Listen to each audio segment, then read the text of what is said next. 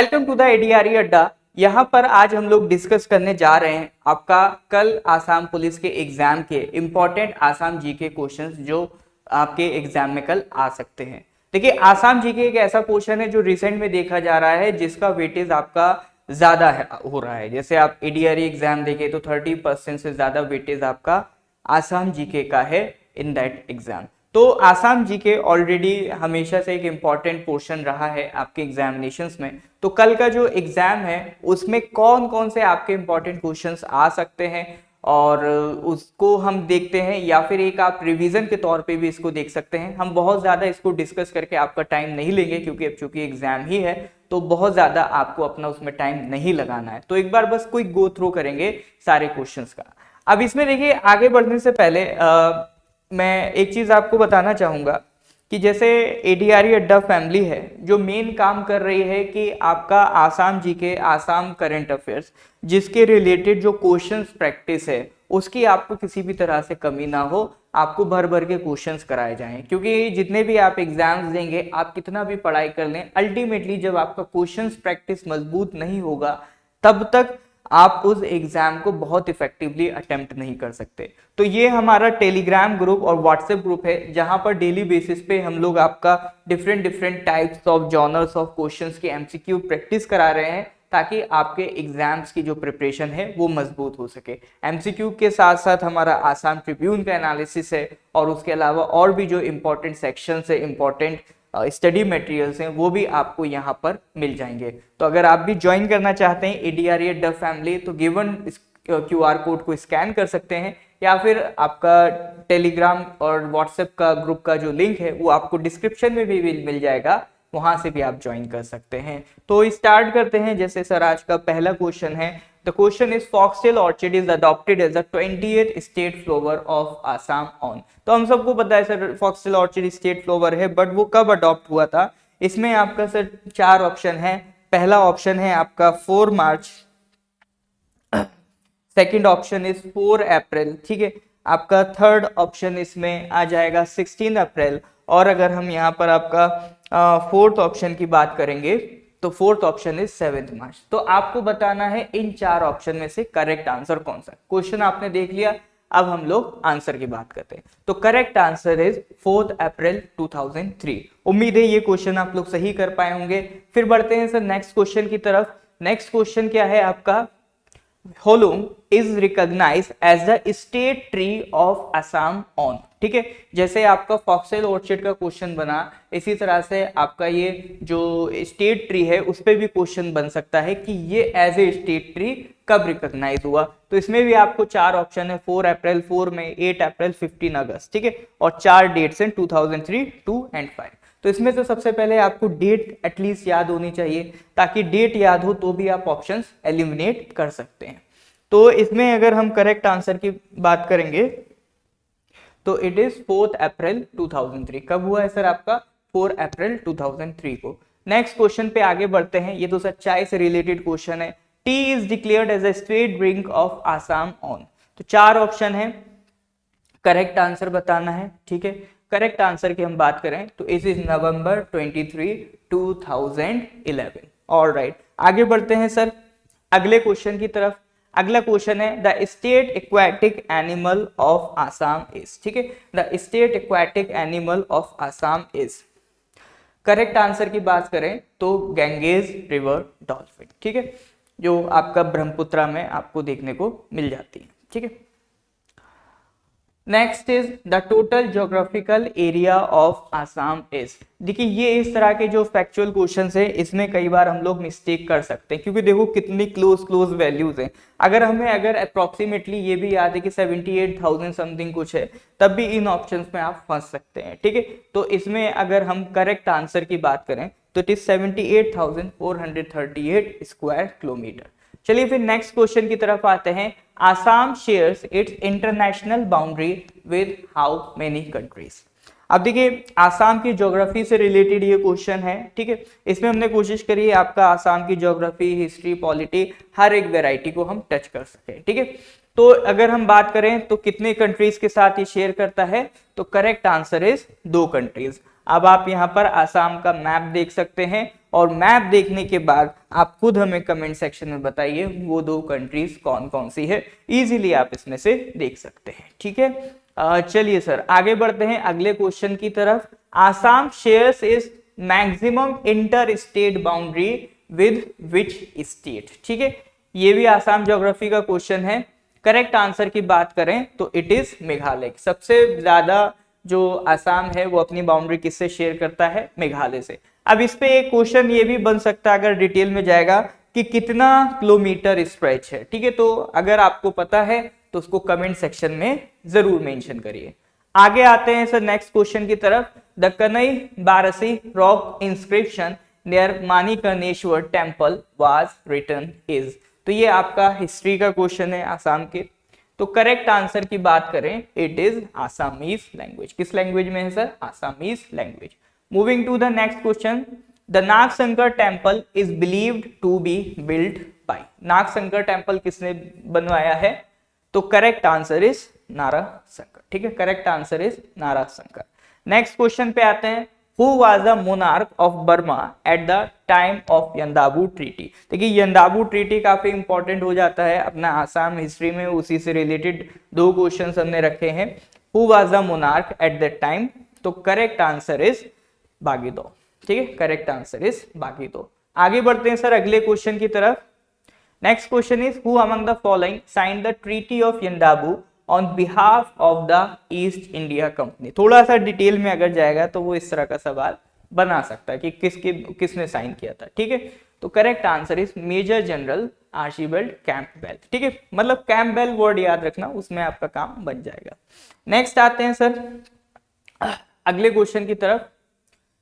Who was the first British Commissioner of Assam? ठीक है, Who was the first British Commissioner of Assam? 4 options दिए हैं आपको, देख लीजिए।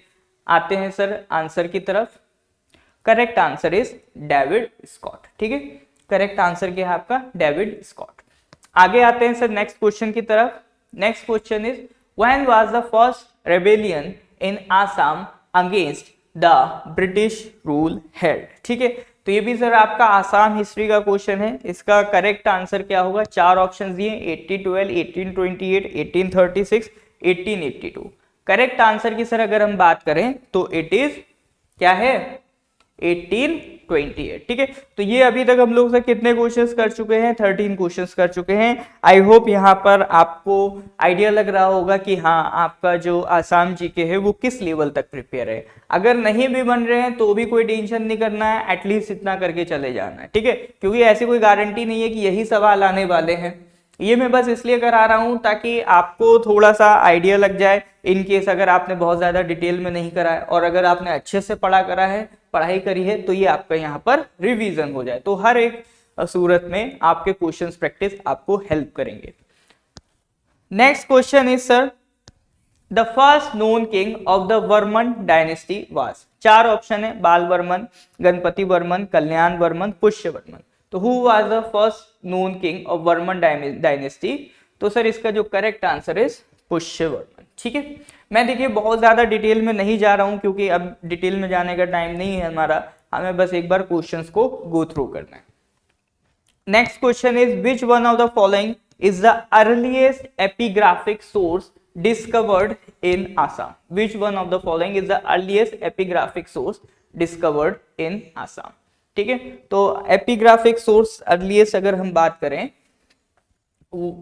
That is kind of inscription. ठीक है, जो इंस्क्रिप्शन होते हैं वो आप एपिग्राफिक सोर्स कहलाते हैं। तो करेक्ट आंसर ही जो उमाचल रोक इंस्क्रिप्शन है वो करेक्ट आंसर है। अब आपको कमेंट सेक्शन में मुझे एक और एडिशनल क्वेश्चन बताना है कि आपका जो उमाचल रोक इंस्क्रिप्शन है वो कहां पर आपको देखने को मिलता है। ठीक है, नेक्स्ट आते हैं। Next question is rhino day. ठीक है, राइनो डे ये तो सर बहुत आसान क्वेश्चन है। राइनो डे कब सेलिब्रेट होता है, तो it is celebrated on 22 September. ठीक है, नेक्स्ट क्वेश्चन पे आते हैं sir. Question number 17 what is the rank of Assam among all Indian states according to population. देखिए अगर इस तरह का क्वेश्चन आ रहा है तो हमें जो सवाल का जवाब है वो सेंसस 2011 के लाइट में देना है, क्योंकि अब उसके बाद अभी और कोई लेटेस्ट सेंसस नहीं आया। जब तक और कोई सेंसस नहीं आ जाता है तो हमें सेंसस 2011 के हिसाब से ही जवाब देना है। What is the rank of Assam among all Indian states according to population?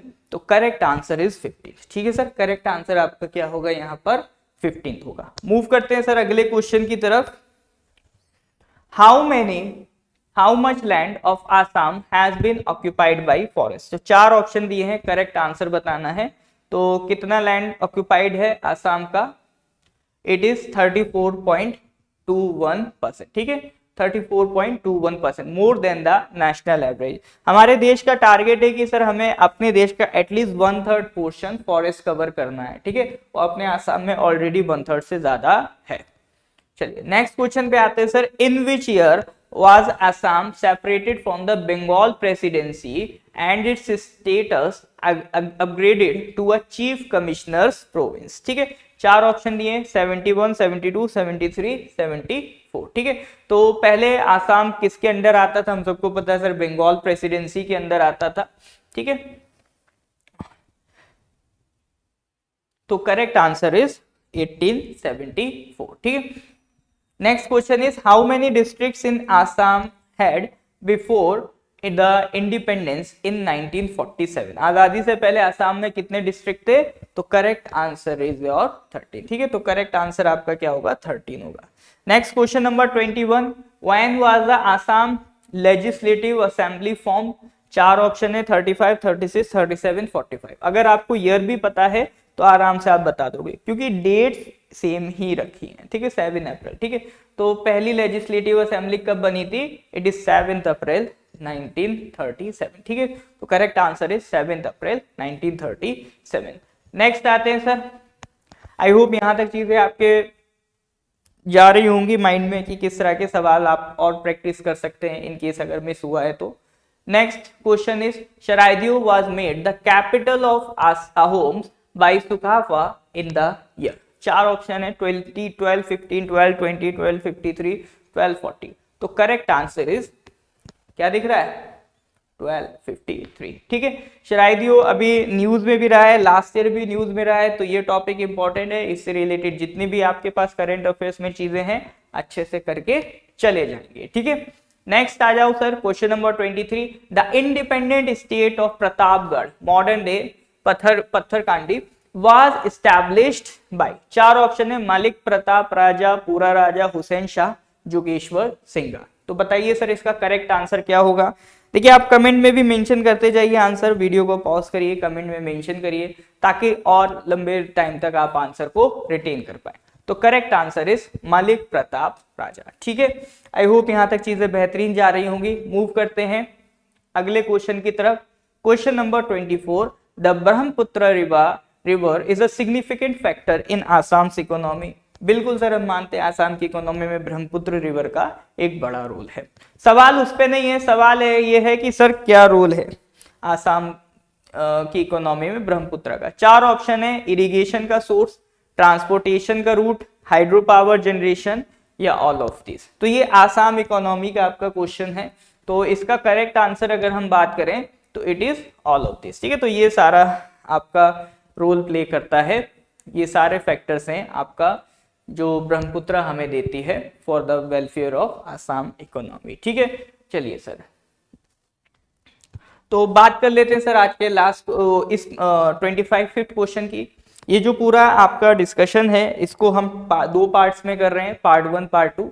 ठीक है, तो ये आपका 25 क्वेश्चंस का पार्ट 1 है, फिर आपका 25 क्वेश्चंस का पार्ट 2 आएगा, तो ताकि एक एक करके आप उसको ज्यादा अच्छे से कर पाए। ठीक है, एक साथ करेंगे तो हो सकता है बीच में थोड़ा सा कंसंट्रेशन लूज हो, इसीलिए मैंने इसको दो पार्ट्स में डिवाइड कर दिया है, तो पार्ट 1 पार्ट 2। तो ये आपका पार्ट 1 है, आप पार्ट 1 का अच्छा रिस्पॉन्स देंगे, फिर हम पार्ट 2 भी इसमें रिलीज करेंगे कुछ ही देर में। ठीक है, तो what is the major crop cultivated in Brahmaputra valley of Assam? बताना है सर, चार ऑप्शन है, rice, wheat, cotton, sugar cane. चार ऑप्शन है सर, करेक्ट आंसर बताइए।